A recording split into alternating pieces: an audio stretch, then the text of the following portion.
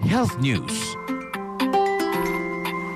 Alang sa itong health news, mga risk factors sa brain aneurysm. Atong sayran, kay katropang Ana May Perez.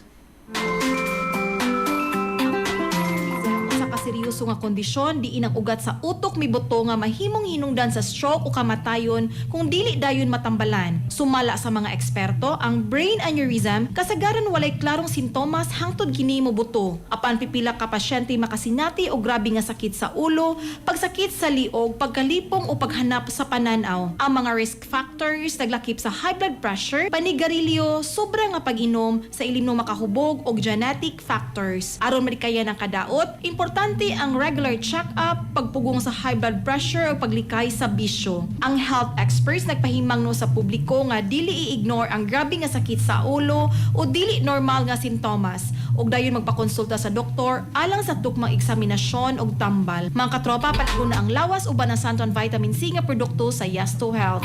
So di imong adlaw nga ligon og batasan ang pag-inom sa Santon Vitamin C, the alkaline vitamin C. Alang sa nakiusang Pilipino para sa Pilipinas, ako ang inyong katropa, Ana May Perez, XFM News.